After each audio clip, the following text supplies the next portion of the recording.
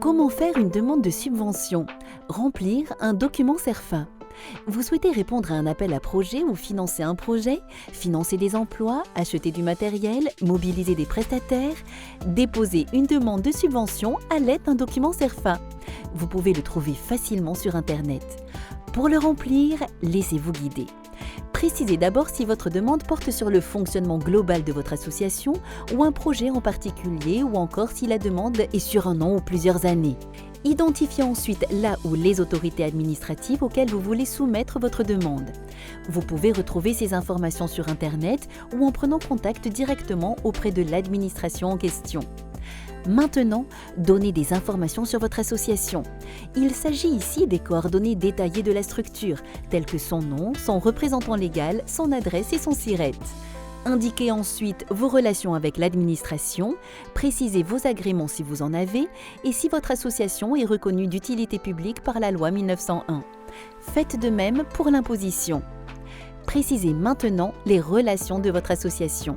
Faites-vous partie d'une fédération ou d'un réseau? Si oui, précisez les noms. Si parmi vos adhérents, vous avez des personnes morales, autrement dit d'autres structures, indiquez-les ici également. N'oubliez pas de cocher la case si vous êtes une association sportive agréée ou affiliée à une fédération agréée. Maintenant, intéressons-nous aux personnes qui constituent votre projet. Ce sont les moyens humains.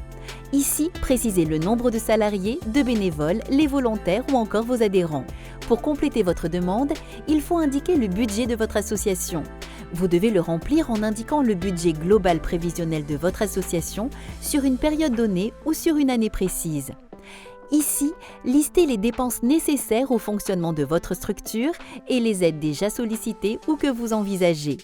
Et surtout, n'oubliez pas d'intégrer à ce budget le projet pour lequel vous faites une demande. Valorisez aussi vos contributions en nature. Il est important que votre budget soit à l'équilibre pour pouvoir être intégré dans le CERFA. Enfin, le moment est venu de préciser l'objet de votre demande. C'est l'occasion d'expliquer pourquoi vous souhaitez cette subvention et de présenter vos objectifs. Sur l'intitulé, indiquez le nom de votre projet.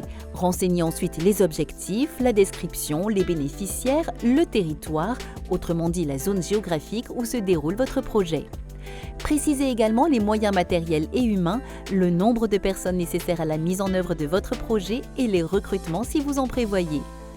Ici, indiquez à nouveau la période de réalisation et les indicateurs que vous utiliserez pour évaluer l'atteinte de vos objectifs.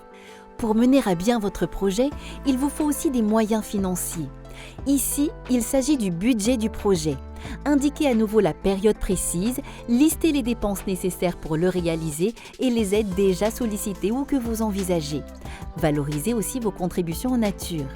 Il est important que votre budget soit à l'équilibre pour pouvoir être intégré dans le CERFA. Pour finir, remplissez l'attestation sur l'honneur qui certifie que les informations que vous avez fournies sont exactes. Elle doit être remplie par le président ou une personne ayant une délégation de pouvoir ou de signature. Votre demande est complète, il ne vous reste plus qu'à adresser votre CERFA à l'administration compétente. Pour en savoir plus, écrivez à contact@cres-mayotte.org ou appelez sur le 0269 63 16 39. Sociale et solidaire, l'économie des Mahorais.